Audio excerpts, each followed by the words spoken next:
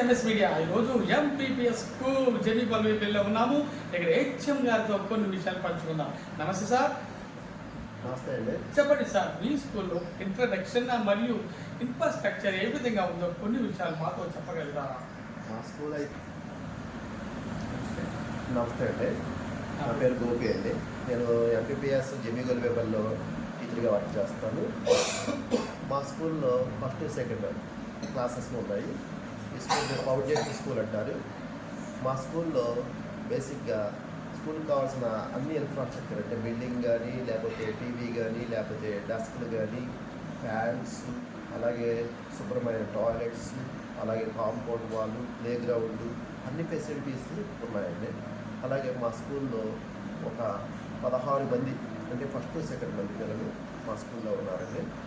మా స్కూల్లో అన్ని రకాల అంటే వెనకబడిన విద్యార్థులు కూడా రకరకాల కృత్యాల ద్వారా, పాఠాల ద్వారా వాళ్ళకి రెమెడియల్ క్లాసెస్ నిర్వహిస్తూ వాళ్ళు కూడా మిగిలిన విద్యార్థులతో విద్యా విషయంలో ప్రగతి సాధించే విధంగా వాళ్ళతో ఈక్వల్ అయ్యేలా రకరకాల ప్రోగ్రామ్స్ కండక్ట్ చేస్తూ వాళ్ళని ముందుకు తీసుకువెళ్తున్నాం.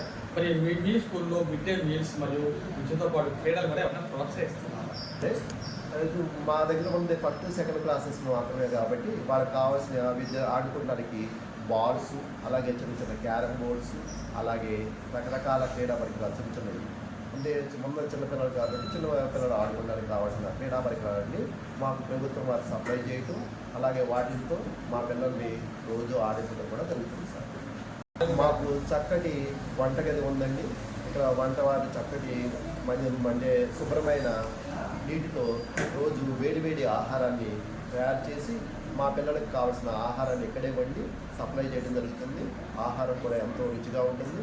మాకు ఉన్న పిల్లలందరూ రోజు ఇక్కడే 100% మధ్యాహ్న భోజనం పథకాన్ని తీసుకుంటారండి. ఓకే సార్, మీ స్కూల్లో మరి ప్రభుత్వం ద్వారా పిల్లలకు ఎటువంటి ఉచిత సౌకర్యాలు పొందుతున్నారు? అందరూ మన ప్రభుత్వం అందిస్తున్న తల్లికి వందనం పథకాన్ని అందరూ పొంది ఉన్నారండి. అలాగే మధ్యాహ్న భోజన పథకం, అలాగే సర్వేపల్లి రాధాకృష్ణ కిట్స్ అందరి పిల్లలకి సప్లై చేయడం జరిగింది. దానిలో భాగంగా చక్కగా పిల్లలందరూ యూనిఫామ్స్ కుట్టించుకుని చక్కగా యూనిఫామ్లో వస్తున్నారు. అందరూ చక్కగా టైంకి వస్తారండి ఇక్కడికి. చక్కగా అన్ని ఫెసిలిటీస్ అయితే గవర్నమెంట్ ప్రొవైడ్ చేయడం జరిగింది.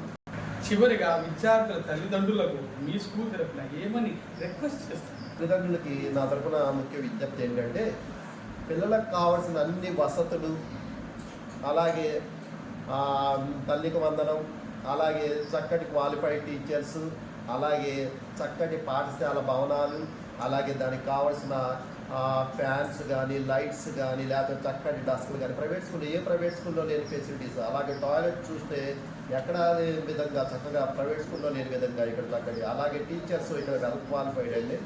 అలా చక్కటి ప్రమాణాలతో ఇక్కడ మన పాఠశాల ఉంది కాబట్టి ఇటువంటి వసతులన్నీ మీరు ఇక్కడ మన గవర్నమెంట్ పాఠశాలకు పంపించి ఈ వసతులన్నీ మీ పిల్లలు ఉపయోగించుకునేలాగా, అదేదో ఆ అమౌంట్ని మీరు ఆ పిల్లలకి హైయర్ ఎడ్యుకేషన్లో వాడుకునే విధంగా ప్రస్తుతం ప్రభుత్వం అందిస్తున్న ఈ కార్యక్రమాల ద్వారా ఈ అవకాశాలన్నీ ఉపయోగించుకుని మన పాఠశాలలో మీ పిల్లలు పంపిస్తారని ఆశిస్తూ ఈ చక్కటి అవకాశాలు కల్పిస్తున్న మన మీడియా వారికి కృతజ్ఞతలు తెలియజేస్తాను.